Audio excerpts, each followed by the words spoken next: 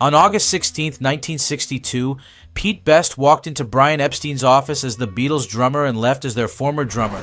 But the real story isn't about timing, it's about the difference between surviving and succeeding. The swap that created the Beatles we know wasn't sudden, it was inevitable. We were out there, we started to see other groups and stuff and started to get a little bit dissatisfied with Pete. Not massively, but just a little bit of dissatisfaction started to creep in. He got to know this stripper, and he and she were like boyfriend and girlfriend. Of course, she didn't finish work till about 4 a.m, and he'd stay up till she finished work, and then he'd start his evening. So he'd roll back to us at about 10 a.m. or something, and he'd be going to bed when we'd be getting up. So I think that had something to do with a little bit of a sort of rift creeping in.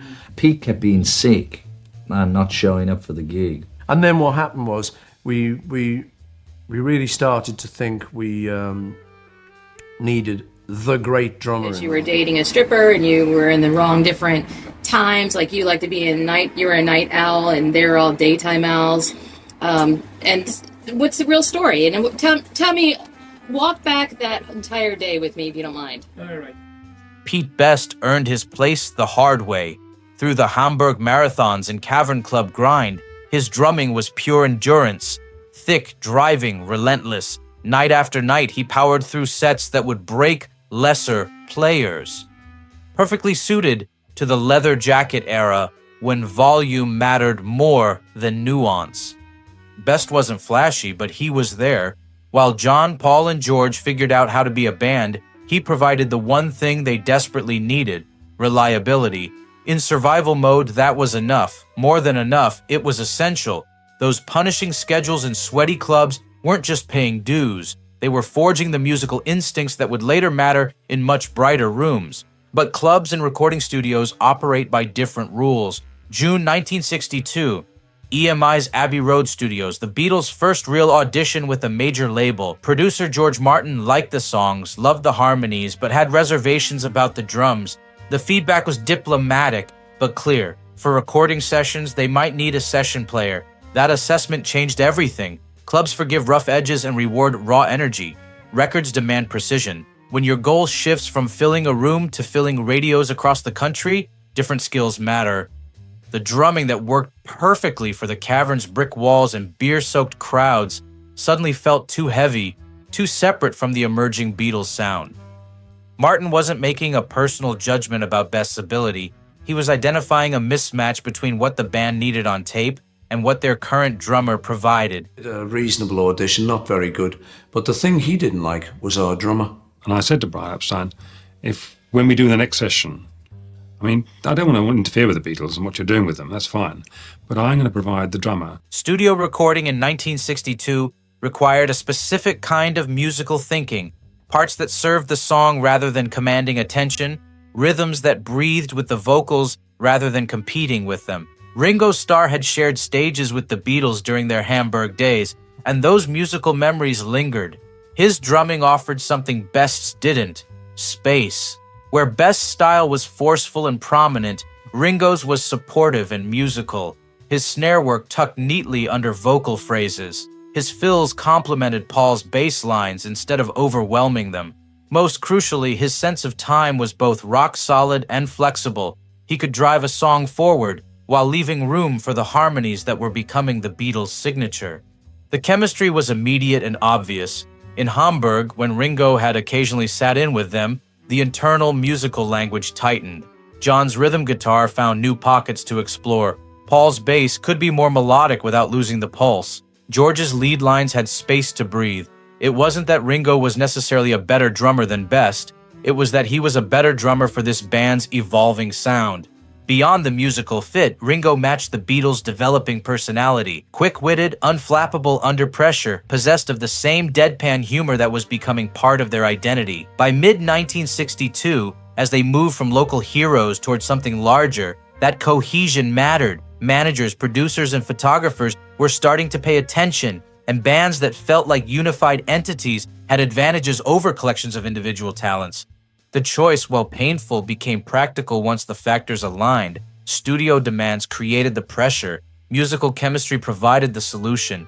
Ringo's experience with Rory Storm and the Hurricanes proved his reliability. His personality fit the group's trajectory. When Brian Epstein delivered the news to Best in August, it wasn't a betrayal.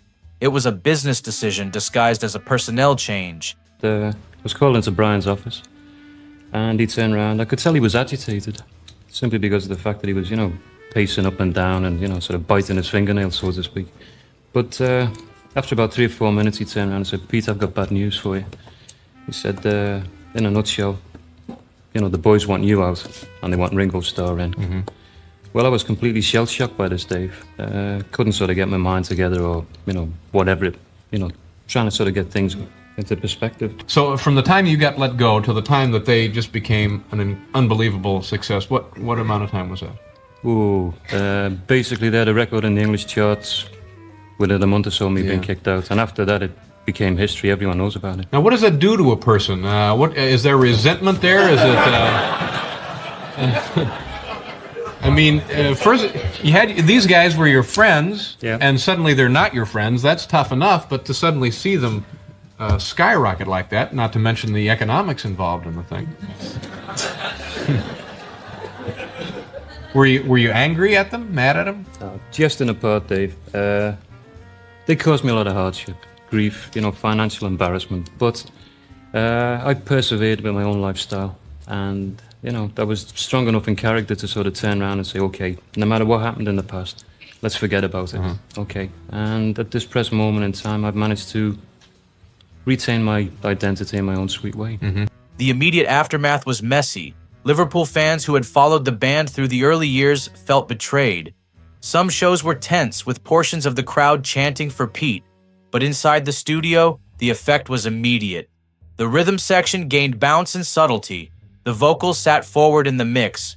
Most importantly, the band could finally chase the sound they heard in their heads.